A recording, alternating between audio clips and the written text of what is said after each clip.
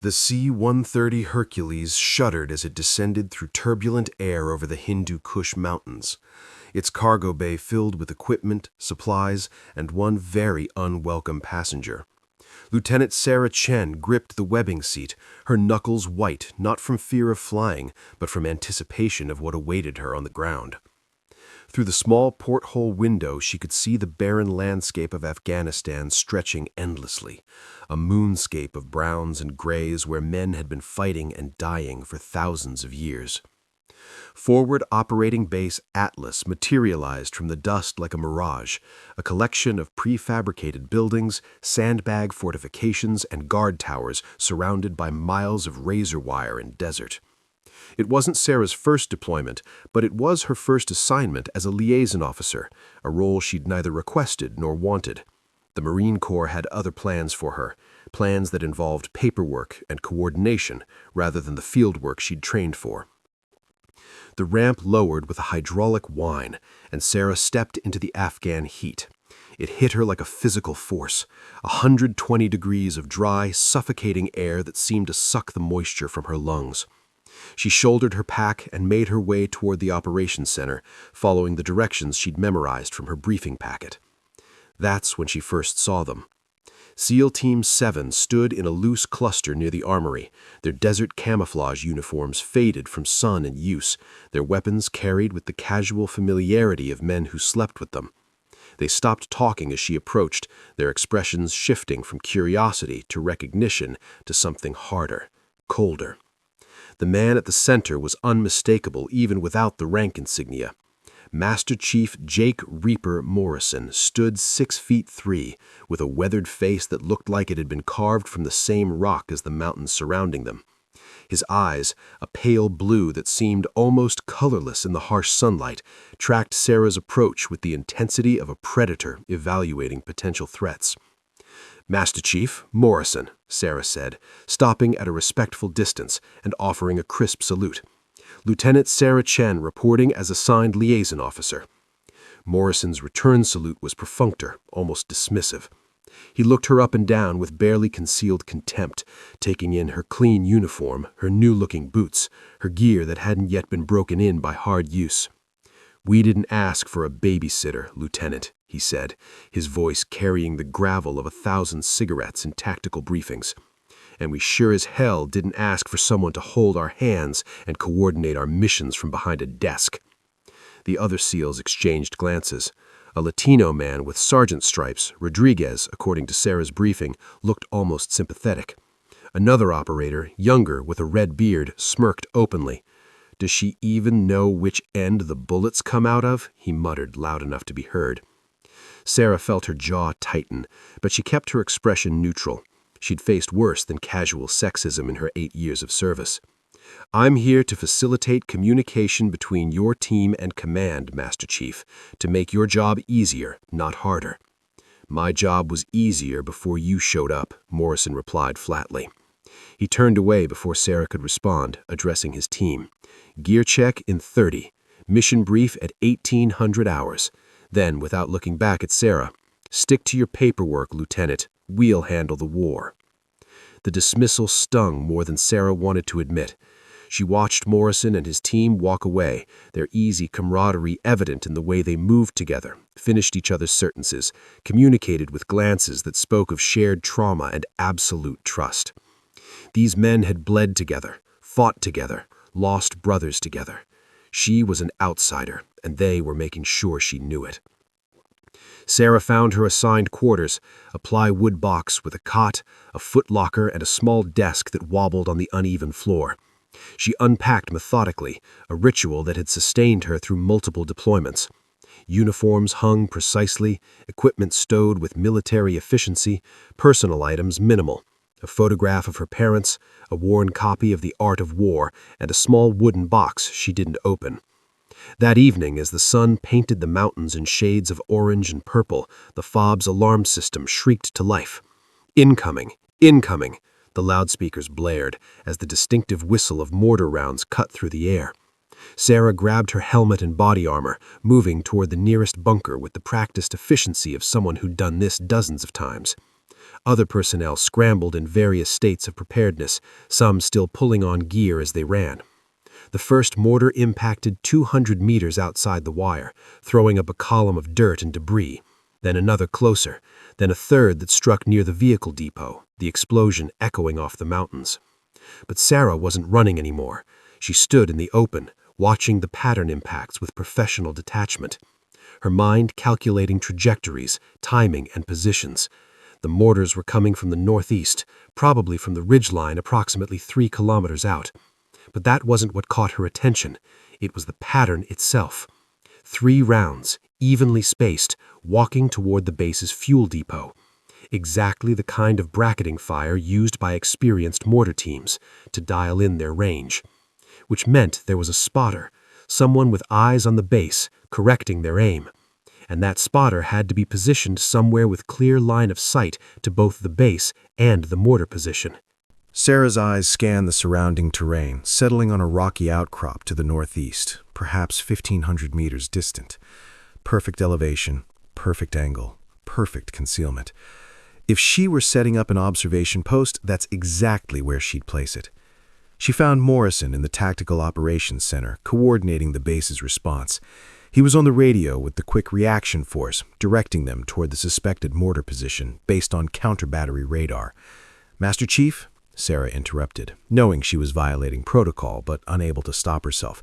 "The spotter is on the northeast ridge, approximately 1,500 meters out, 11 o'clock from our position. The outcrop with the 3 large boulders." Morrison turned, irritation flashing across his face. "And you know this how, Lieutenant?" "Impact pattern. They're walking rounds toward the fuel depot, which means they have real-time correction. The spotter needs line of sight to both us and the mortar position. That outcrop is the only position that fits." Morrison studied her for a long moment, then keyed his radio. "QRF be advised. Possible spotter position at grid reference." He rattled off coordinates that matched Sarah's assessment, then released the transmit button. "Anything else, Lieutenant?" "No, Master Chief." "Then stick to your paperwork," he said, turning back to his maps and radios, dismissing her once again. But Sarah noticed something as she left the TOC. Rodriguez had been listening, and he nodded to her, a small gesture of acknowledgement. It wasn't acceptance, but it was something. Later that night, lying on her cot and listening to the base generators hum their mechanical lullaby, Sarah thought about Morrison's words, "Stick to your paperwork." What he didn't know, what her service records somehow failed to mention due to an administrative oversight during her transfer, was that before becoming a liaison officer, Sarah Chen had spent 2 years as a Marine Scout sniper. She'd operated in some of the deadliest regions of Helmand Province, in places where Taliban fighters considered themselves hunters and Americans the prey. She had learned to hunt the hunters. Her longest confirmed kill was 1,247 meters, a Taliban commander who'd been coordinating attacks on convoy routes. The shot had been taken in 40-mile-per-hour winds with a rifle she'd never fired before, and it had been perfect. But that was in her past, buried in classified after-action reports and mission files that Morrison hadn't bothered to request. He saw a liaison officer, a desk jockey, someone to coordinate schedules and file reports. He didn't see the shooter. Not yet. Sarah closed her eyes, but sleep didn't come easily. Through the thin walls, she could hear Morrison's team preparing for their upcoming mission, an extraction operation from what she'd pieced together. They'd be going into the Peach Valley, one of the most dangerous areas in Afghanistan, to pull out a CIA asset who had time-sensitive intelligence. It was a critical mission, and she wouldn't be part of it. Morrison had made that abundantly clear. But in 2 days, when a SEAL named Collins collapsed during physical training with severe food poisoning, when the team suddenly found themselves without a spotter and with a mission window rapidly closing, everything would change. Sarah would get her chance to prove that equipment and expectations didn't define a warrior. The shooter did. The morning of the 3rd day at FOB Atlas began like any other. Reveille at 5 o'clock, followed by physical training that left even the fittest operators drenched in sweat under the relentless Afghan sun. Sarah ran alongside the base personnel, maintaining a steady pace that kept her in the middle of the pack. She'd learned early in her career not to showboat, not to try proving herself during morning PT. The real tests came when bullets started flying. She was halfway through her cool-down stretches when she heard the commotion near the medical tent. Petty Officer First Class Mike Collins, SEAL Team 7's designated spotter and Morrison's right hand for Overwatch operations, stumbled out of the chow hall looking like death itself. His face had gone a sickly gray-green, sweat pouring down his face despite the early morning chill. He made it approximately 10 feet before collapsing to his knees and violently emptying his stomach onto the dusty ground. 2 SEALs rushed to his side, supporting him as the base medic came running. Sarah watched from a distance as they helped Collins toward the medical tent, his legs barely supporting his weight. Even from 50 meters away, she could see he was in bad shape, the kind of bad shape that didn't resolve itself in 24 hours. The mission was scheduled to launch in less than 48 hours. Sarah felt something stir in her chest, not quite hope, but anticipation. She'd spent 3 days watching Morrison's team prepare, observing their procedures, learning their patterns. She'd studied the mission maps when no one was looking, memorized the terrain features of the Peach Valley, calculated ranges and angles from the designated Overwatch positions to the target village, not because she expected to be included, but because old habits died hard. A sniper's mind never stopped working, never stopped preparing, never stopped running scenarios. By noon, word had spread through the FOB like wildfire. Collins had severe food poisoning, likely from undercooked chicken at dinner the night before. The medic's prognosis was clear: minimum 72 hours before Collins would be fit for duty, possibly longer. He was severely dehydrated, running a fever, and couldn't keep anything down. Sarah found Morrison in the Tactical Operations Center, hunched over satellite imagery of the target village. His jaw was tight, clenched tight enough to crack teeth, and the muscles in his temples pulsed with tension. Around him, the rest of SEAL Team 7 stood in various states of frustrated silence. "We can push the timeline," Rodriguez suggested, though his tone indicated he knew it wasn't really an option. "Negative," Morrison replied curtly. "The asset's intelligence is time-sensitive. The Taliban is planning something big, and every day we delay is another day they get closer to executing it. We have a 36-hour window before the asset's cover is compromised. After that, he's dead and the intel dies with him." "What about pulling a spotter from Team 3? Another SEAL asked. "Team 3 is wheels up for Kandahar in 6 hours. They're gone for 2 weeks minimum." Morrison's fist came down on the table, making the coffee cups jump. "Damn it! We need a qualified spotter, and we need one now." Sarah stepped forward before she could second-guess herself. "I can shoot." The room went silent. Every head turned toward her. Morrison's expression cycled through surprise, disbelief, and what might have been anger. "That's real nice, Lieutenant," he said with exaggerated patience, as if speaking to a child. "So can my grandmother. She's got a .22 rifle back in Montana and shoots cans off fence posts." "I'm serious, Master Chief." Sarah reached into her cargo pocket and pulled out a folded document she'd been carrying since her arrival, just in case. She unfolded it carefully and placed it on the table beside Morrison's satellite imagery. It was her Scout Sniper School certificate, complete with qualification scores and instructor signatures. Below that, a single sheet from her classified service record, the page that detailed her operational deployments in Helmand Province. Morrison picked up the documents, his eyes scanning the text with increasing intensity. His expression shifted from skepticism to confusion to something harder to read. "This is actually yours? This isn't some Photoshop job. Call Quantico if you want verification. Graduated top of my class, March 2023. Longest confirmed kill, 1,247 meters. 43 confirmed kills over 18 months of operations." Sarah kept her voice level, professional, letting the facts speak for themselves. Rodriguez leaned over Morrison's shoulder, reading the documents. He let out a low whistle. "Holy, she's legit, Chief."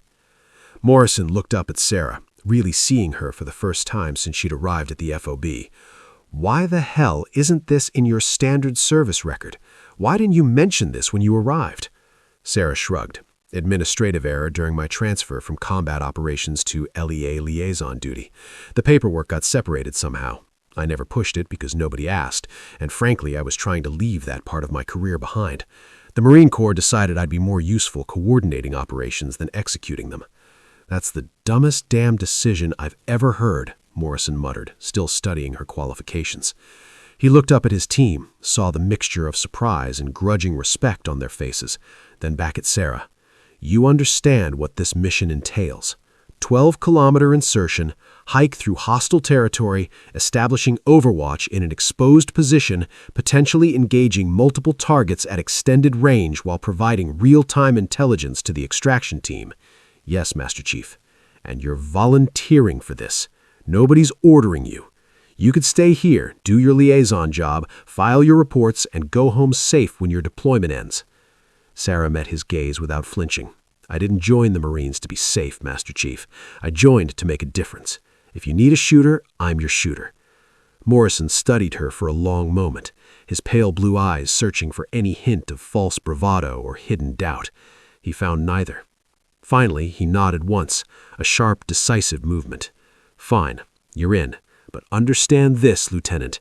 If you compromise this mission, if you freeze up, if you can't perform when it counts, that paperwork won't save you from my wrath. We clear? Crystal clear, Master Chief. Good. Gear up and meet me at the armory in 30 minutes. We need to get you a rifle. And already done, Chief, the armorer interrupted, appearing in the doorway with an apologetic expression. But we've got a problem. Morrison's jaw tightened again. What kind of problem? I don't have any spare precision rifles. The SR-25s are all checked out to Team 3. The M110s are down for maintenance, barrel replacements that won't be finished until next week. Budget cuts and redeployment schedules have us running on fumes equipment-wise. You're telling me we have no sniper rifles available? Morrison's voice was dangerously quiet. The armorer disappeared into the weapon vault and emerged carrying a rifle that looked like it had survived multiple wars. It was an M14 enhanced battle rifle, the stock scarred and scratched, the barrel showing visible wear, and the scope mounted on top at least 3 generations behind current military issue. This is what I've got, the armorer said, setting the rifle on the table with a dull thunk. It's functional, zeroed as of last month, but it's seen better days. A lot of better days. Sarah picked up the M14, feeling its weight, its balance. It was heavier than modern precision rifles, the action not as smooth, the ergonomics from a different era of warfare. She worked the bolt. It moved, but with a slight grittiness that spoke of hard use and minimal maintenance.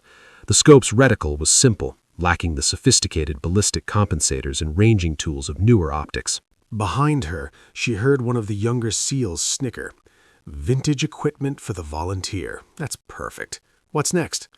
A flintlock pistol, another SEAL chimed in. My grandfather used one of those in Vietnam. Pretty sure it's the same rifle, actually. The jokes stung, but Sarah ignored them. She pressed the stock to her shoulder, acquiring a sight picture through the worn scope.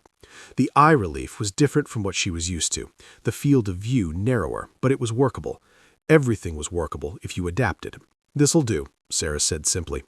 Morrison raised an eyebrow. You sure that rifle's past its prime by about 20 years?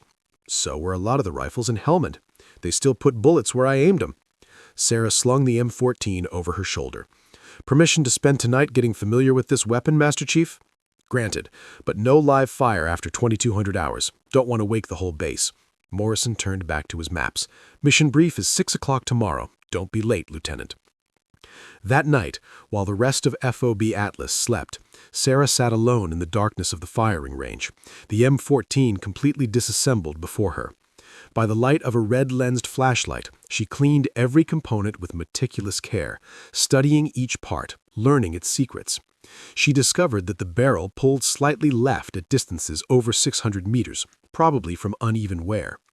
The trigger had a hint of creep before the break, requiring an extra half-pound of pressure. The recoil pattern was different from modern rifles, sharper and less controlled. But these weren't flaws, they were characteristics. Every rifle had a personality, and a good shooter learned to work with it rather than against it.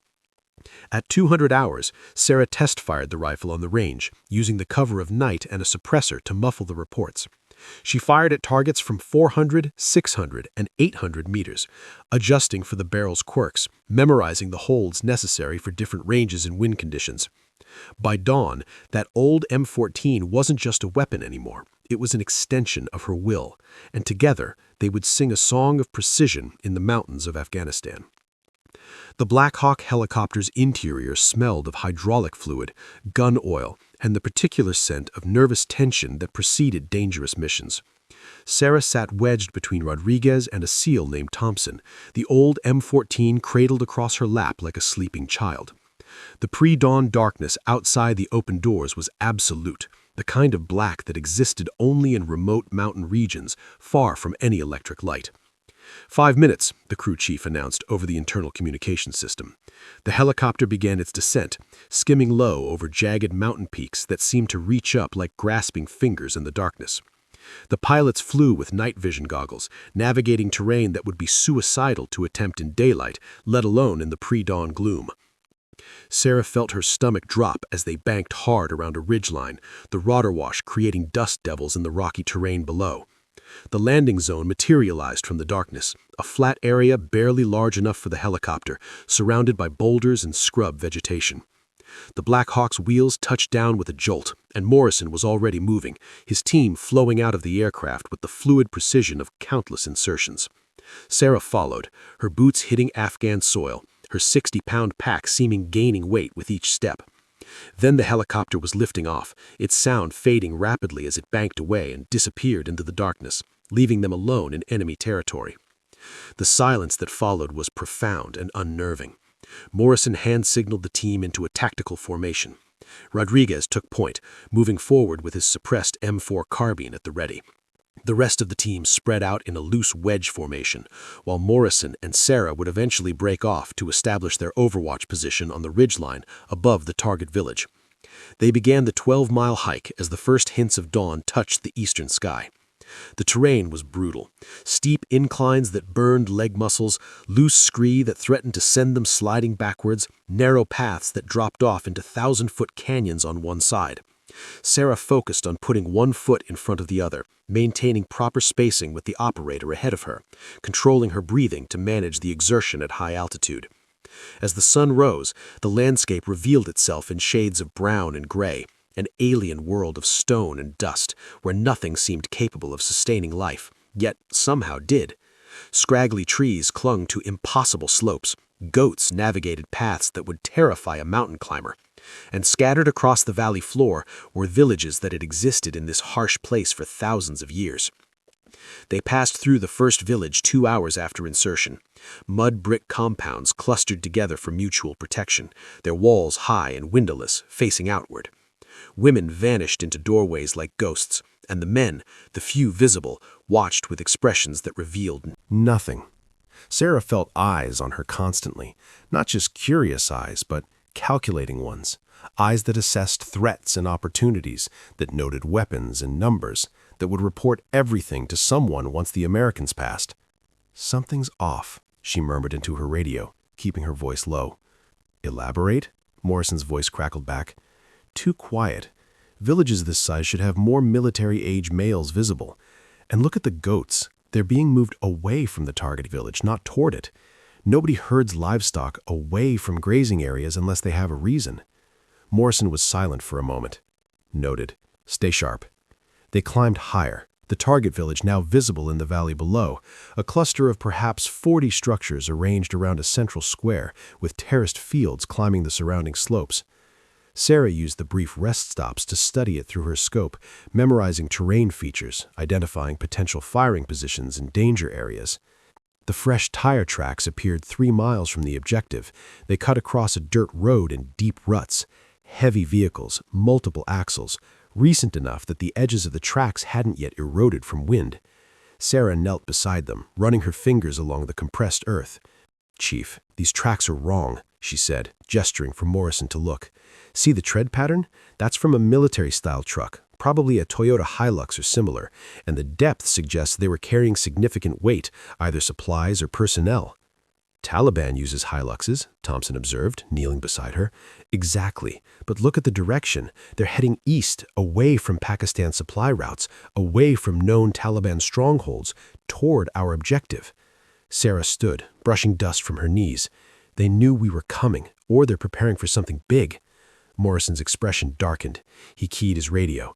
"Command, be advised we have indicators of possible enemy activity in the target area. Recent vehicle movement, population displacement patterns consistent with pre-combat preparation." The radio crackled with static before the response came. "Copy your traffic. Mission is still go. Asset extraction is time critical. Proceed with caution. Roger that, Morrison replied, but Sarah could see the tension in his jaw. He looked at her. Good catch, Lieutenant. Everyone, eyes open. This might be more than a simple extraction. They continued climbing, and Sarah's sense of foreboding grew with each step. Every tactical instinct she'd honed over years of combat operations was screaming warnings.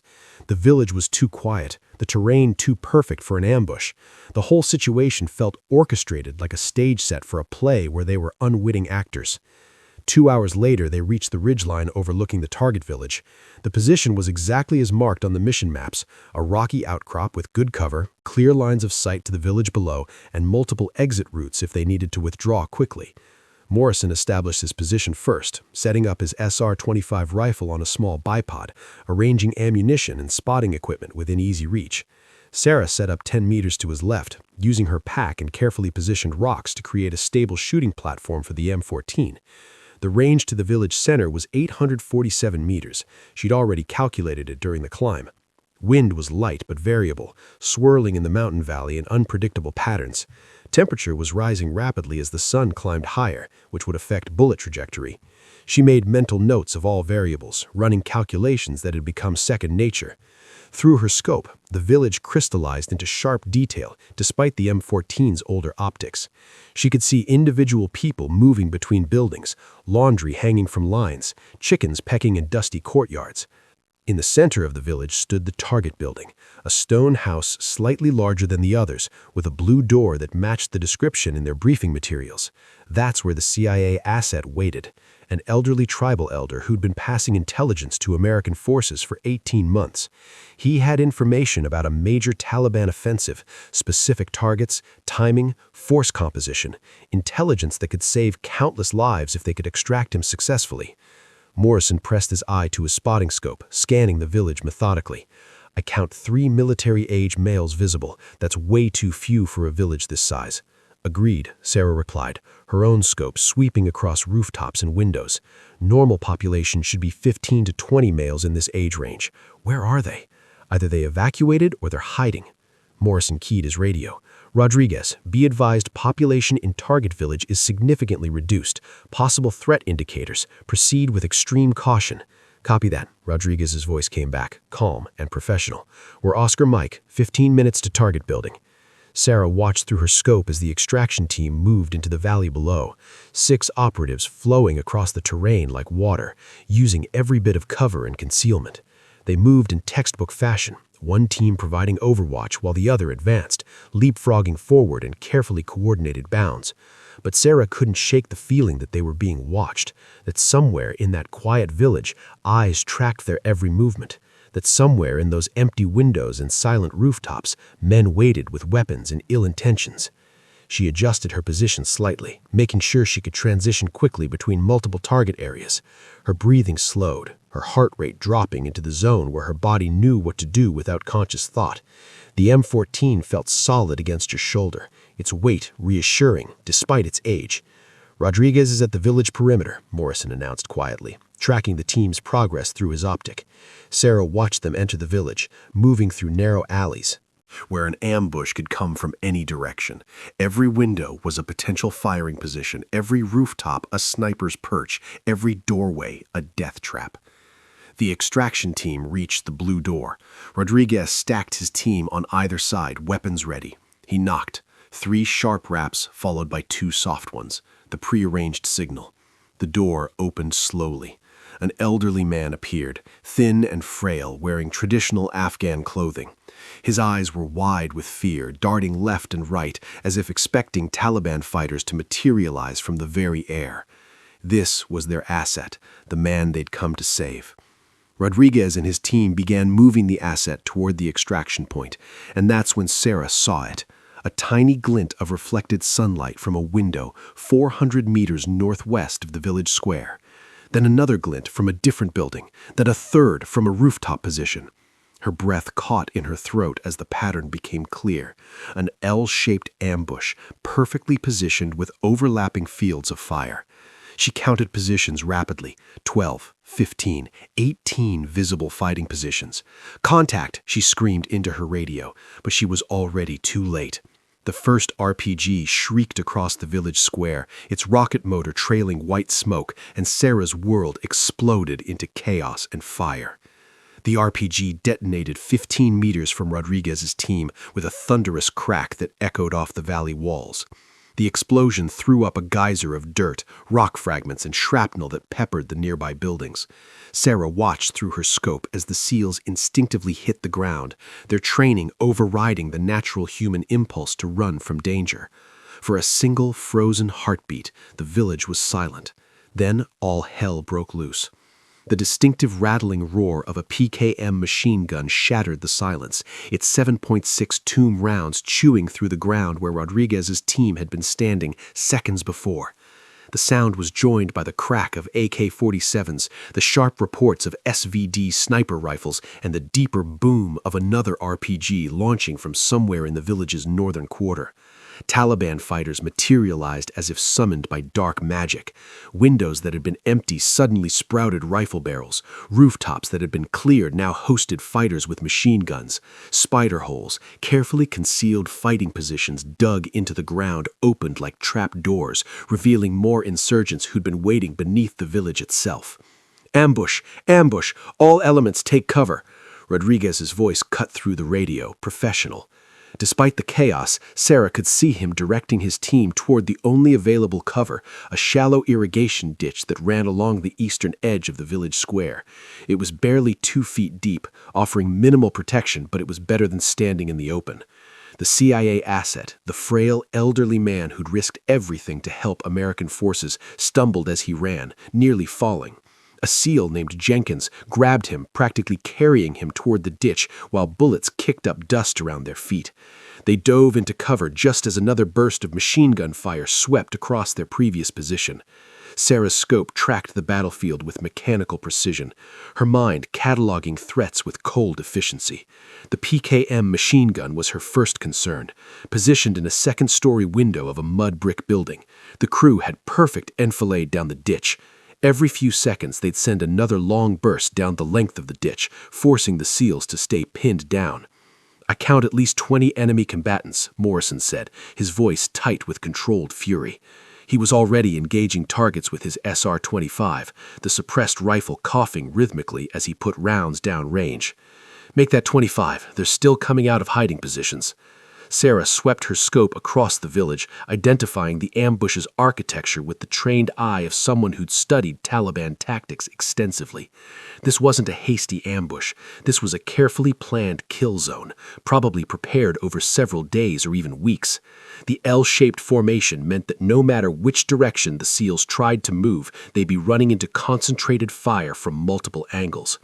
A Taliban fighter appeared on a rooftop 300 meters from her position, carrying what looked like an RPG-7. He was moving toward the edge of the roof, clearly intending to get a better angle on the pinned SEAL team. Sarah watched him through her scope, calculating wind, distance, and elevation in the fraction of a second her training had compressed such decisions into. But she held her fire. Morrison was team leader, and he hadn't given her the order to engage. She was support overwatch, not independent action. The discipline of military hierarchy held her finger alongside the trigger guard, even as every instinct screamed to take the shot. "Sarah, you are cleared hot," Morrison said, as if reading her mind. "Engage at will. Priority targets are crew-served weapons and RPG teams." The permission released her like a spring. Her crosshairs settled on the RPG gunner just as he raised the launcher to his shoulder. She exhaled half a breath, let her heartbeat settle into the familiar rhythm, felt the M14's trigger take up slack, and squeezed. The rifle's report was sharp and authoritative. Through the scope, she saw the fighter's head snap back, the RPG falling from lifeless hands to clatter on the rooftop. One threat eliminated, but there were so many more. "Good kill," Morrison said tersely, never taking his eye from his own scope. "Stay on it." The Taliban commander, Sarah could identify him by his confident movements and the way other fighters looked to him for direction, stood partially concealed behind a low stone wall, directing the ambush with hand signals and radio transmissions. He wore a brown pack hat and a vest phoned with ammunition pouches. Every few seconds, he'd point toward a position, and fighters would redirect their fire accordingly. He was the quarterback of this deadly game, and as long as he lived, the ambush would remain coordinated and lethal. But he was smart, disciplined. He never exposed himself for more than a second or two, always moving, always staying in cover. Sarah tracked him through her scope, anticipating his movements, waiting for the moment when tactical necessity would force him into the open. In the village below, Rodriguez's team was trying to fight their way toward better cover. There was a compound approximately 200 meters to the east, stone walls, defensible positions, multiple egress routes. But getting there meant crossing open ground while under fire from 3 directions. "Moving to secondary position," Rodriguez transmitted. "Covering fire now." 2 SEALs popped up from the irrigation ditch and laid down suppressive fire with their M4 carbines, the automatic weapons chattering as they hosed down suspected enemy positions. Under that covering fire, Rodriguez and 2 other operators broke from cover, sprinting toward the compound while dragging the terrified CIA asset between them. A Taliban fighter leaned out of a window to engage the running SEALs, his AK-47 tracking their movement. Sarah's shot caught him in the upper chest and he disappeared back inside the building. Another fighter tried to rush from an alley to cut off the SEAL's advance. Sarah's second shot dropped him mid-stride.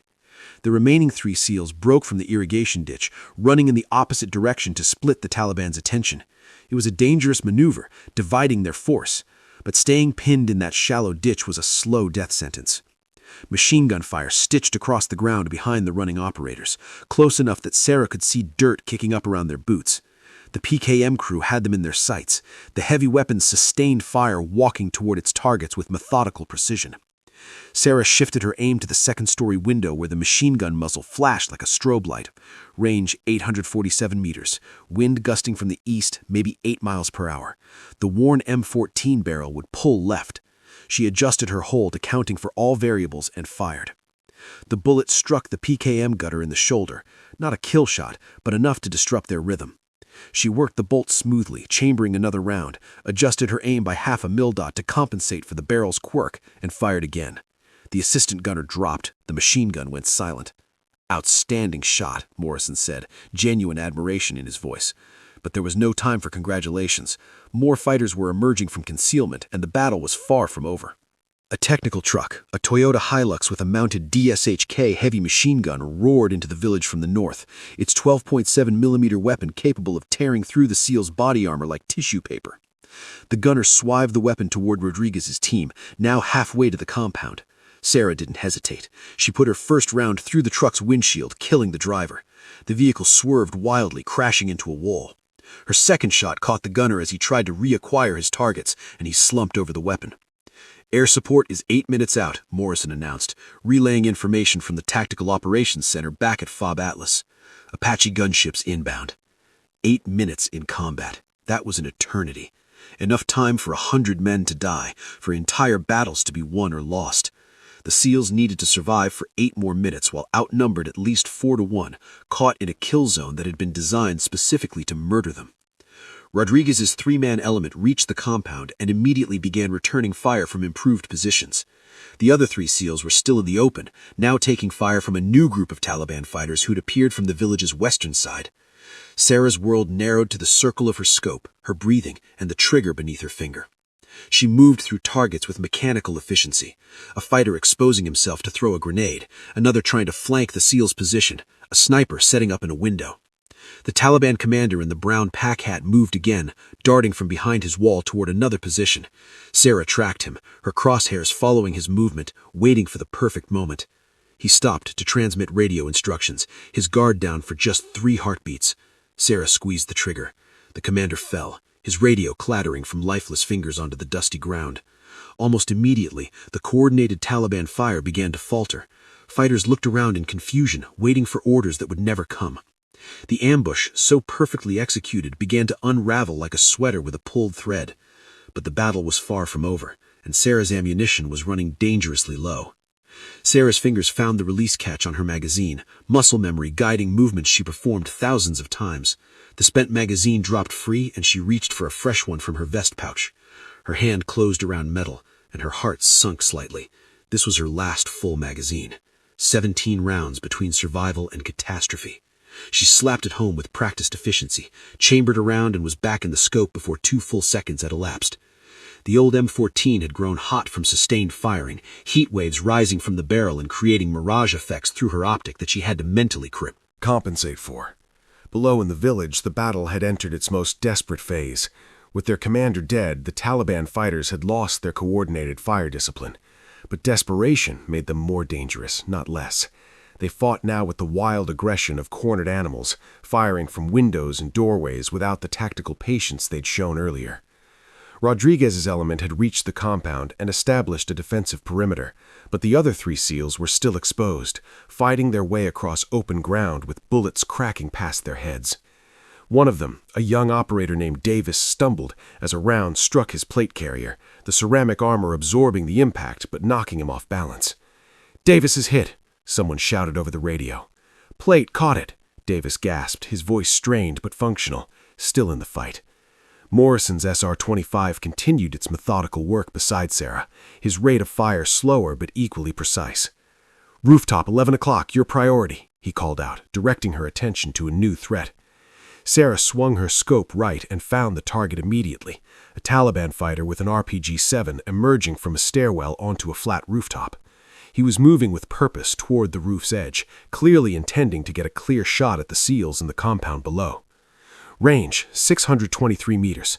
Downward angle, approximately 15 degrees. She didn't have time for elaborate calculations. The shot was instinctive, based on thousands of hours of training that had burned the ballistics into her subconscious. She held slightly low to account for the downward angle, led the moving target by half a body width, and fired. The fighter collapsed mid-stride, the RPG launcher clattering across the rooftop, but his assistant grabbed the weapon, determined to complete the mission. Sarah worked the bolt, acquired the new target, and fired again before he could bring the launcher to bear. 2 threats eliminated in less than 5 seconds. "Jesus Christ, she's a machine," she heard someone mutter over the radio, but there was no time to acknowledge the comment. A cluster of Taliban fighters appeared from an alley, moving in a coordinated rush toward the compound where Rodriguez's team had taken cover. Sarah counted 6 of them, all armed with AK-47s, moving with the tactical proficiency that marked them as experienced fighters rather than hastily recruited locals. She prioritized the threat. The lead fighter went down first, her bullet catching him center mass. The second stumbled over the first's body and took her next round in the shoulder, spinning him around. The others scattered, seeking cover, but one was too slow. Sarah's third shot dropped him before he could reach the safety of a doorway. The remaining 3 made it to cover, but their assault had been broken. 3 enemy fighters neutralized, 3 more pinned down and unable to support the larger ambush. Every small victory mattered in this kind of fight. Morrison's voice cut through the chaos. "Technical inbound, north side." Sarah pivoted her rifle, searching for the threat. Another Toyota Helix appeared, this one mounting a PKM machine gun instead of the heavier, but a PKM was still deadly enough to shred the SEALs' positions. The truck accelerated toward the village, bouncing over rough terrain, the gunner gripping his weapon and scanning for targets. Sarah led the moving vehicle, calculating its speed and trajectory, waiting for the moment when the bouncing stabilized enough for a clean shot. The truck hit a smooth patch of ground, and she fired. Her bullet punched through the windshield, and the driver slumped forward. The truck veered wildly, then flipped as it hit a drainage ditch, sending the gunner tumbling through the air. "Threat neutralized," Sarah reported, already scanning for the next danger. "Air support, 5 minutes, Morrison announced. 5 minutes that felt like 5 hours. A new sound joined the cacophony, the distinctive crack of an SVD Dragunov sniper rifle firing from somewhere on the village's eastern edge. Sarah saw dust kick up near Thompson's position as the Taliban sniper walked his shots closer to the target. Thompson was pinned, unable to move without exposing himself to the sniper's fire. Sarah scanned the eastern buildings methodically, searching for the telltale muzzle flash or scope glint that would reveal the sniper's position. There, a third-story window in a building that looked half-collapsed, easy to overlook, perfect for concealment. She caught the briefest bit of movement, the shadow of a man behind a rifle.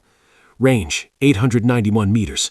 Wind gusting stronger now, maybe 12 miles per hour from the east.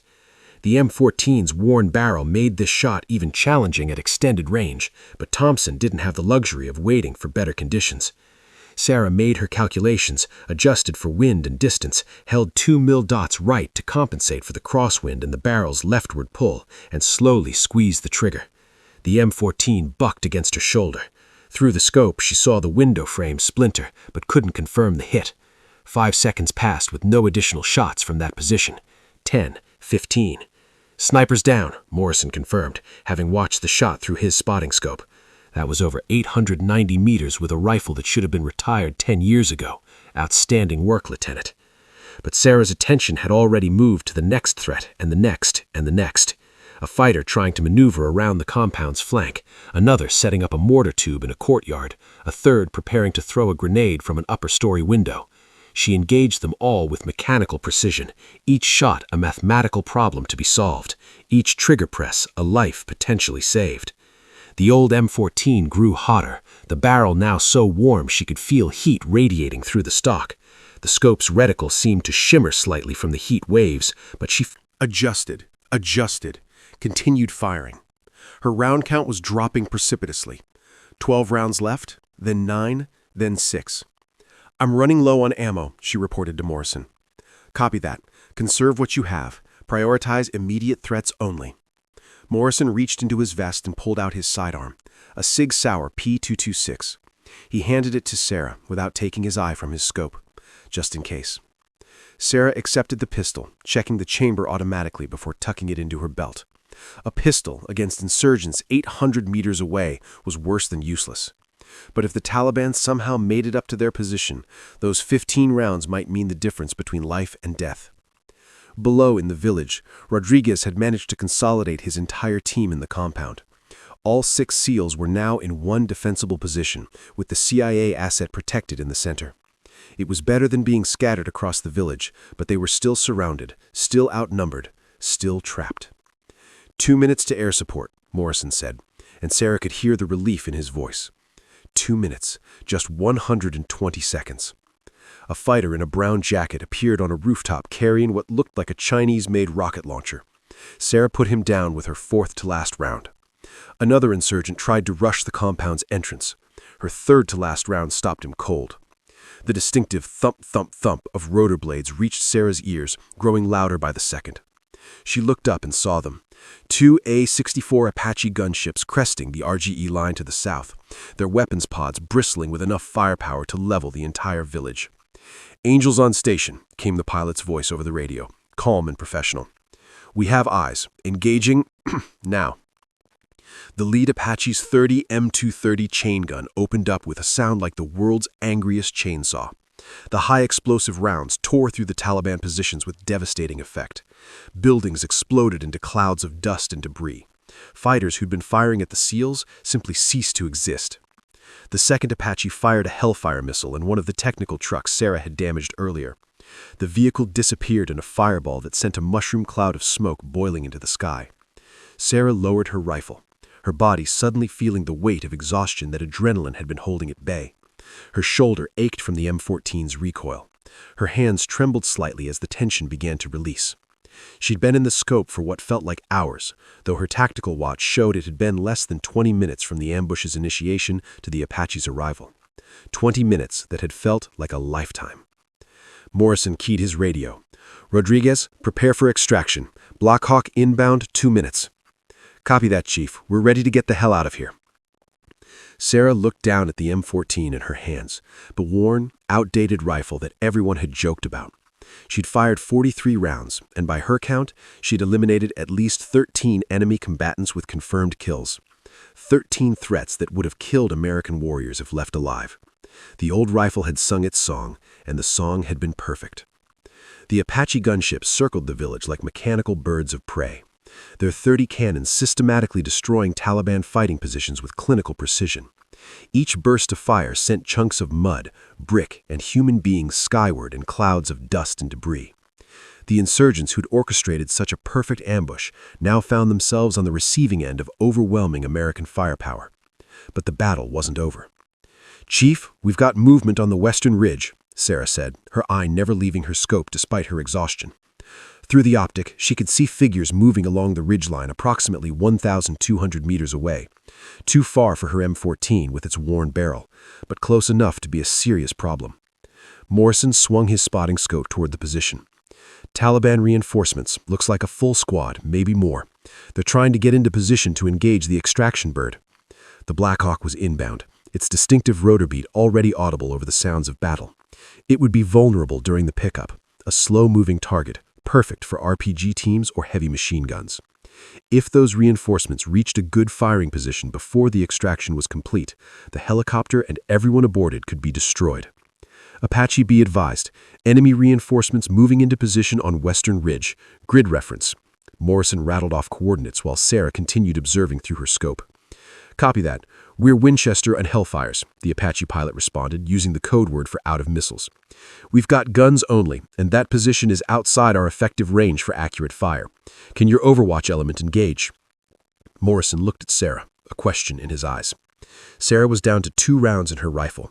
The range was extreme for the M14, especially with its worn barrel. The wind had picked up, gusting unpredictably through the mountain valley. By every tactical calculation, the shot was nearly impossible. Negative, Morrison said into the radio. That's outside our effective. I can try, Sarah interrupted quietly. Morrison stared at her.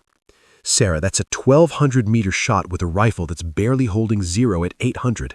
The wind alone. I know, Chief, but if I don't try, that helicopter and everyone on it could go down. She checked her rifle, verifying her last 2 rounds were properly seated in the magazine. I need you to spot for me. Call the wind. Give me corrections. We do this together. For a moment, Morrison seemed ready to argue. Then he nodded sharply, swinging his spotting scope back toward the Western Ridge. All right, Lieutenant, let's make it count. Wind is gusting 15 to 20 miles per hour left to right. Target is moving along the ridgeline, carrying what looks like an RPG. Sarah found the fighter in her scope, a tiny figure at this extreme range, barely more than a dark shape against the rocky terrain. Her mind ran calculations that had become instinctive. Elevation drop, wind drift, the M14's tendency to pull left, the ballistic coefficient of the 7.6 Tomb round at this distance, even the air density at this altitude. She adjusted her aim, holding what felt like an absurd amount to the right to compensate for the wind and the barrel's quirk. The crosshairs settled on empty air several feet ahead of the moving target. Send it, Morrison said quietly. Sarah's world contracted to the size of the scope's reticle. Her breathing slowed to nothing. Her heartbeat became a distant drum. The trigger broke cleanly, and the M14 roared one final time. The bullet arced through nearly 4 seconds of flight time, climbing, then falling, pushed by the wind, following the path that physics and Sarah's calculations had determined. The fighter on the ridge stumbled and fell. Hit! Morrison shouted.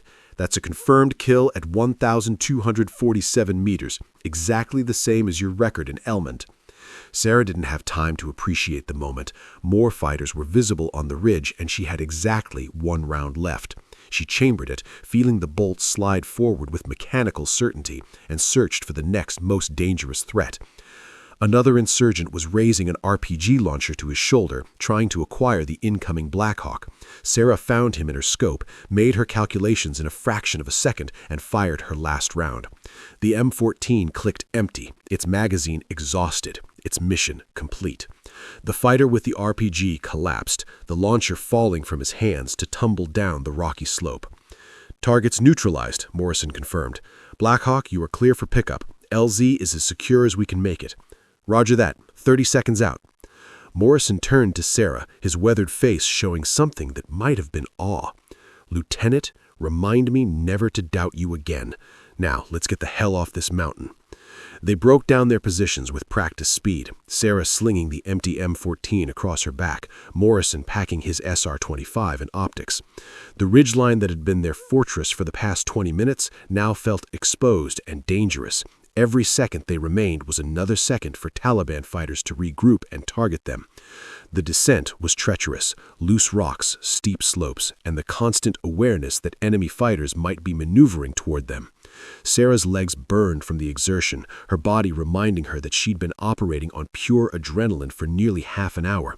Bullets cracked overhead, harassing fire from Taliban fighters who'd survived the Apache gun runs. The insurgents were scattered, disorganized, but still capable of killing. Morrison and Sarah moved in bounds, one providing cover while the other advanced, a 2-person ballet they'd never practiced but executed perfectly through shared combat instinct. Sarah heard the distinctive crack of a round passing close. Too close. She dove behind a boulder, her heart hammering, and returned fire with Morrison's sidearm. The pistol was nearly useless at this range, but the sound of return fire often made attackers think twice about exposing themselves. Morrison lobbed a smoke grenade, and purple smoke billowed across their path, providing concealment. They ran through it, the acrid chemical smell burning Sarah's lungs, emerging on the far side, closer to the extraction point. The Black Hawk was settling into the LZ 200 meters below, its rotors kicking up a massive dust cloud that reduced visibility to almost nothing. Rodriguez's team was already moving toward it, the SEALs forming a protective circle around the CIA asset as they ran across open ground. Taliban fire intensified, a last desperate attempt to prevent the Americans from escaping. Bullets snapped through the air like angry hornets. An RPG streaked past the helicopter, missing by less than 10 meters, and detonated against a hillside with a thunderous blast. The Apache gunships made another gun run, their 30 cannons chewing through suspected enemy positions, buying precious seconds for the extraction. Shell casings rained from the sky like deadly hail as the helicopters hammered the Taliban fighters. Sarah and Morrison reached the slope above the LZ. Below them, Rodriguez's team was boarding the Black Hawk, hauling the elderly CIA asset up into the aircraft's crew bay. The helicopter's door gunners returned fire with their M240 machine guns, tracer rounds streaming toward enemy positions. "Move, move, move!" Rodriguez screamed over the radio. Morrison and Sarah sprinted down the final slope, rocks sliding beneath their boots, gravity pulling them forward faster than was safe. Sarah's ankle twisted on a loose stone, pain shooting up her leg, but she didn't slow down. Behind them, the hillside erupted with impacts as Taliban fighters adjusted their fire. A bullet struck Morrison's plate carrier with the sound like a hammer hitting an anvil. The impact staggered him, nearly knocking him off his feet. Sarah grabbed his arm, keeping him upright, and they ran together through a storm of lead. 50 meters to the helicopter, 40, 30. The Black Hawk's engines screamed as the pilot prepared for immediate takeoff. The door gunners continued firing, their machine guns creating a suppressive wall of bullets. 20 meters, 10. Hands reached out from the helicopter's crew bay. Rodriguez, Thompson, other SEALs pulling their teammates aboard. Sarah felt herself lifted off her feet and hauled into the aircraft. Morrison tumbled in beside her a heartbeat later. "Everyone's aboard! Go, go, go!" Rodriguez shouted to the pilot. The Black Hawk lifted off violently, banking hard to the right as the pilot put the mountain between them and the hostile fire. Rounds pinged off the fuselage, but they were climbing, gaining altitude, putting distance between themselves and the kill zone. Sarah collapsed against the vibrating metal wall, her entire body shaking from adrenaline come-down. Her hands trembled uncontrollably, her breath came in ragged gasps. Around her, the others were in similar condition, faces streaked with dust and sweat, eyes wide with the aftermath of combat, bodies wound tight with tension that would take hours to release. Morrison pressed a hand against his chest where the bullet had struck his armor. The ceramic plate had stopped the round, but the impact would leave a bruise the size of a dinner plate. He looked at Sarah, and something passed between them, a recognition, an acknowledgement, a respect earned in blood and fire. "You good?" he asked. Sarah managed to nod. I'll live." Morrison allowed himself a tight smile. "Thanks for keeping me on my feet back there." In the center of the crew bay, the CIA asset, the elderly man they'd come to save, sat wrapped in a blanket, his eyes vacant with shock, but his body intact. Whatever intelligence he carried in his head had been preserved. The mission, despite everything, was a success.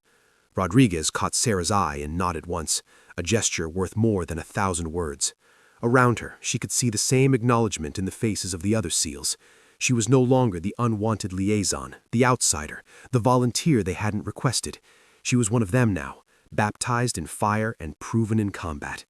The Black Hawk banked toward Fob Atlas, leaving the Valley of Death behind, carrying its precious cargo of warriors and secrets home.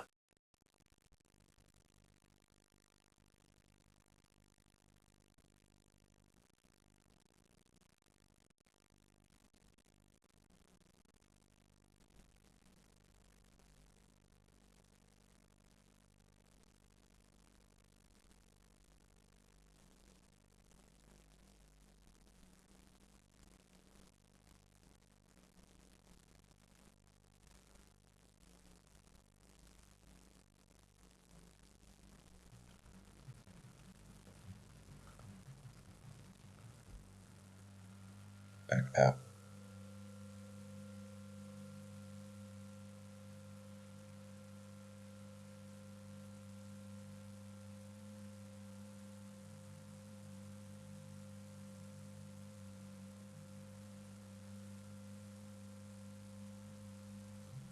Morrison gasped, reaching back to feel his plate carrier.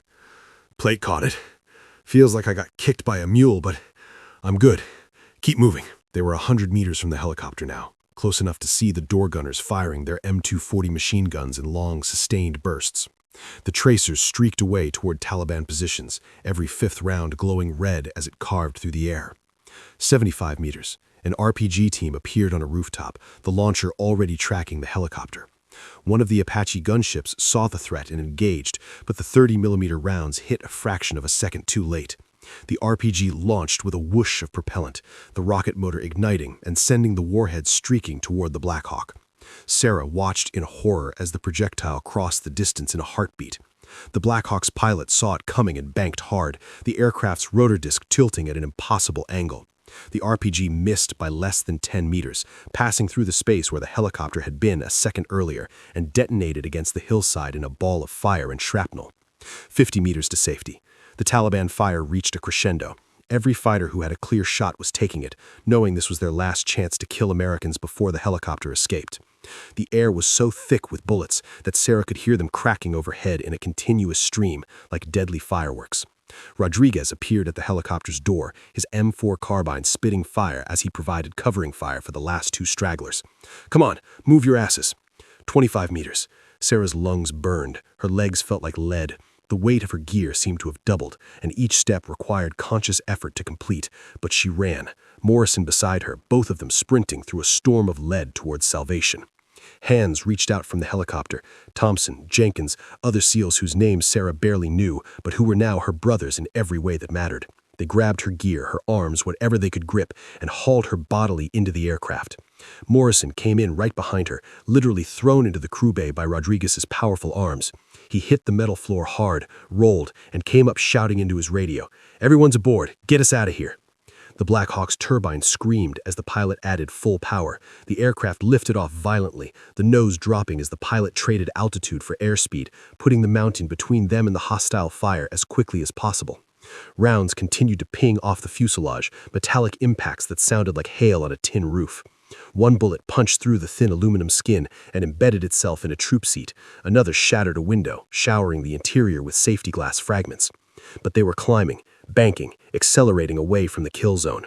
The valley fell away beneath them, the village growing smaller, the Taliban fighters shrinking to insignificant dots that could no longer threaten them. Sarah collapsed against the vibrating bulkhead, every muscle in her body trembling with exhaustion and adrenaline come down.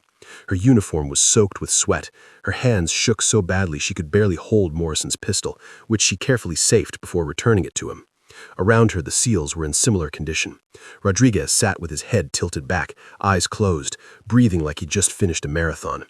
Thompson methodically checked his gear with shaking hands. Jenkins stared at nothing, his face blank with the 1,000-yard stare that came after intense combat. In the center of the crew bay, the CIA asset sat wrapped in a thermal blanket, his aged face pale with shock, but his eyes showing comprehension. He understood what these men had risked to save him, what they'd endured to keep him alive. Morrison pressed a hand against his chest where the bullet had struck his armor. Even through the plate carrier, Sarah could see him wince. The ceramic plate had stopped the round, but the kinetic energy had to go somewhere, probably into a massive bruise that would hurt for weeks. He caught her looking and managed a pained smile. "Thanks for keeping me on my feet back there, Lieutenant. That grab saved me from eating dirt and probably taking another round somewhere more important." "Any time, Chief," Sarah replied, her voice raw from shouting orders and sucking in dust-filled air. Rodriguez leaned over, his dark eyes serious. "That shooting you did up there? That wasn't just good, Lieutenant. That was exceptional. You saved our asses multiple times over." He extended a fist. Sarah bumped it with her own, the gesture meaning more than any medals or commendation. The Black Hawk leveled out at altitude, the pilot following a route back to FOB Atlas that took them over the safest terrain. Through the window, Sarah could see the sun beginning its descent toward the western peaks, painting the mountains in shades of gold and amber. They were alive, all of them, against odds that should have left half the team in body bags. Everyone was coming home. The old M14 rested across Sarah's lap, its barrel finally cool, its magazine empty, its purpose fulfilled. Sarah ran her hand along the worn stock, feeling the scratches that told stories of previous battles, previous warriors who'd carried it into harm's way. "Hell of a riffle," Morrison observed, watching her. "Hell of a day," Sarah replied. The Master Chief nodded slowly. and in his pale blue eyes, Sarah saw complete acceptance. She wasn't the unwanted liaison anymore. She was Pac. The Blackhawk touched down at Forward Operating Base Atlas as the sun painted the Hindu Kush Mountains in shades of crimson and purple. The moment the wheels hit concrete, a medical team rushed forward with stretchers and trauma kits, but Rodriguez waved them off. "We're banged up, not broken. Check the asset first." The CIA's elderly tribal elder was whisked away by intelligence officers who'd been waiting anxiously for his arrival. The information he carried, details of a coordinated Taliban offensive targeting 3 major population centers, would be on someone's desk in Kabul within the hour, potentially saving hundreds of lives. Sarah climbed down from the helicopter on legs that felt like rubber, her body finally acknowledging the toll of the day's events. Morrison hollowed more slowly, one hand still pressed against his chest where the bullet had impacted his armor. The base commander approached, his expression grave. "Master Chief, we need a full debrief in 30 minutes. Intelligence is already screaming for details." "Understood, sir. My team needs to clean weapons, get some chow, and decompress for 15. Then we're all yours." Morrison's tone left no room for negotiation. The commander nodded and walked away. Sarah headed toward the armory, the M14 still slung across her back. The quartermaster looked up as she entered, his eyes widening when he saw the state of the rifle. The barrel was discolored from heat. The stock had fresh gouges from being dragged across rocks during the extraction, and a thin layer of dust covered every surface. "Jesus, Lieutenant, what did you do to my rifle?" But there was no anger in his voice, only curiosity. "Used it exactly as designed," Sarah replied, carefully laying the weapon on the counter. 13 confirmed kills at ranges from 300 to 1,247 meters. It performed flawlessly despite the barrel wear. You maintained it well. The quartermaster picked up the M14 with something approaching reverence. 1,247 meters with this old girl? He shook his head slowly. "I heard chatter on the radio during the op. The whole base was listening. They said some liaison officer was shooting like Carlos Hathcock reincarnated." Word traveled fast in the small world of forward operating bases. Sarah signed the weapon back into the armory, watching as the quartermaster tagged it for retirement. The barrel was shot out now, past any reasonable service life, but it had given everything it had when it mattered most. The debriefing room was crowded with command staff, intelligence officers, and SEAL Team 7.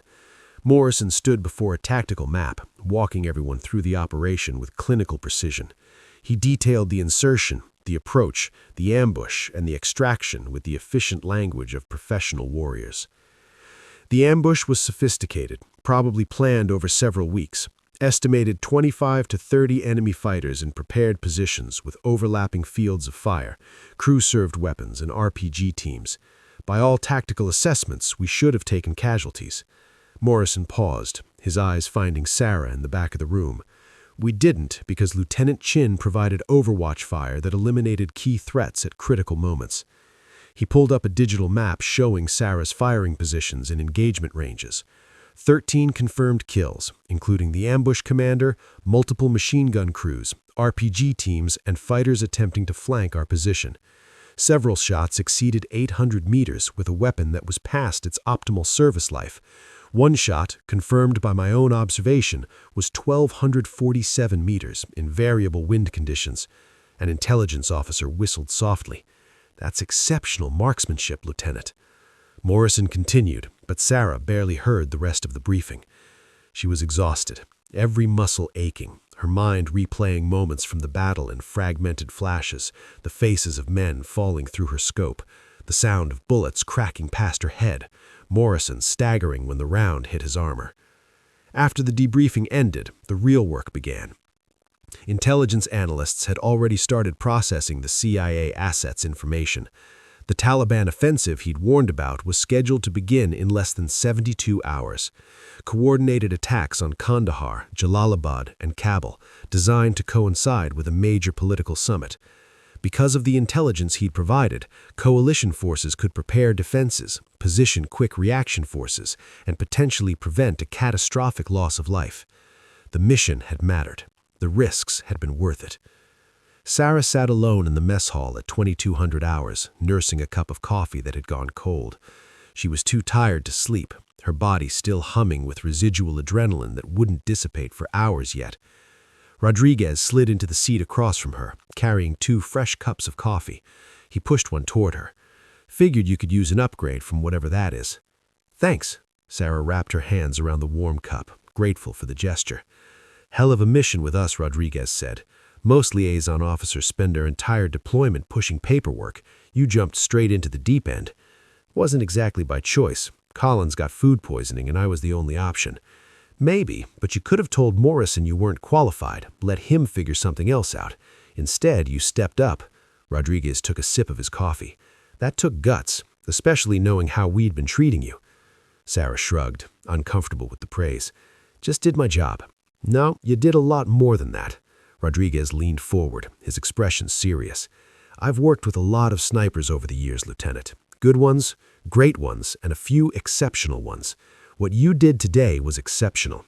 That commander you dropped, he was coordinating their entire ambush.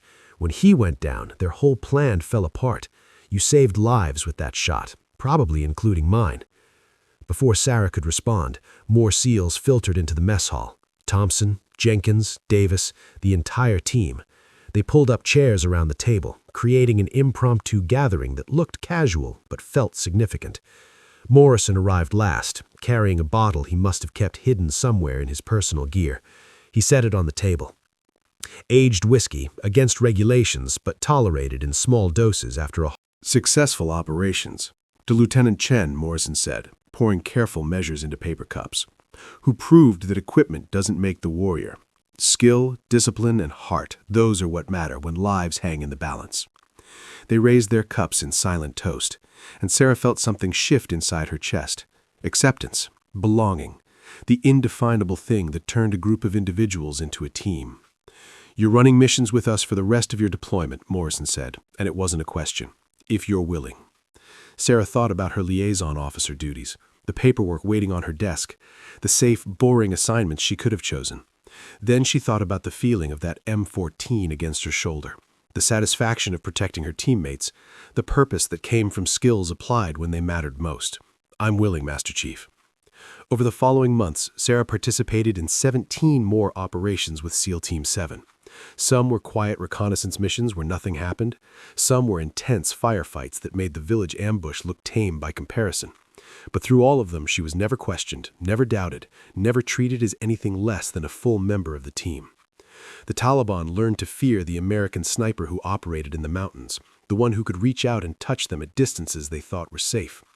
Intelligence reports intercepted radio chatter warning fighters about the ghost who shoots from the sky. Sarah kept a photograph of the old M14 on the small desk in her quarters. Sometimes late at night when sleep wouldn't come, she'd look at that worn rifle and remember the day it sang its final song in an Afghan valley. Each shot had been a promise kept, each round a life saved. 6 weeks before her deployment ended, Sarah was conducting a training session for newly arrived liaison officers. She held up the photograph of the M14, its scarred stock and worn barrel clearly visible. This rifle was outdated, past its prime, written off by most people as obsolete, she told them. But in the right hands, at the right moment, with the right intent, it was exactly what was needed. She set the photo down. The same is true of you. You might not be SEALs or Rangers or Force Recon Marines. You might feel like support personnel, like you're on the sidelines of the real war. But when the moment comes, and it will come, what matters isn't your job title or your equipment. What matters is whether you're ready to step up when lives hang in the balance. The new officers listened with expressions ranging from skepticism to nervous hope. Sarah recognized those looks. She'd worn them herself not so long ago. Equipment doesn't make the warrior, she concluded, repeating Morrison's words. Skill, discipline, and heart, those are what matter. Develop those things and you'll be ready when your moment arrives. After the training session, Sarah found Morrison waiting outside. He'd been listening from the doorway. Good speech, Lieutenant. You believe all that? Every word, Chief. I lived it. Morrison nodded slowly. You know, when you first showed up at this FOB, I was the biggest GI about it. Didn't want a liaison, didn't want help, certainly didn't want someone I saw as dead weight on a critical mission. I remember, you made it pretty clear. I was wrong, and I don't admit that often, so savor it. Morrison's weathered face creased into something that might have been a smile. You earned your place here, Sarah, not just with that one mission, but with every operation since. You're one of the best shooters I've ever worked with, and I've worked with some of the finest in the world. That means a lot coming from you, Chief. When you rotate back to the States, you've got options. Force Recon would take you in a heartbeat with your record. So would Marine Scout Sniper instructor positions. Hell, with a recommendation from me, you could probably get a slot at any special operations school you wanted. Sarah considered that. 6 months ago, she would have jumped at those opportunities. But something had changed during her time at FOB Atlas. I'll think about it, Chief, but right now, I'm exactly where I need to be. Morrison extended his hand, and Sarah shook it firmly. In that grip was acknowledgement, respect, and the bond that only formed between warriors who'd faced death together and come out the other side. As Morrison walked away, Sarah looked up at the mountains surrounding the base. Those ancient peaks that had witnessed countless battles, countless warriors, countless moments where courage was tested and character revealed. Somewhere in those mountains, an old M14 rested in an armory, retired from service, its story complete. But the shooter who'd wielded it was just beginning hers, and she was ready for whatever came next. The end.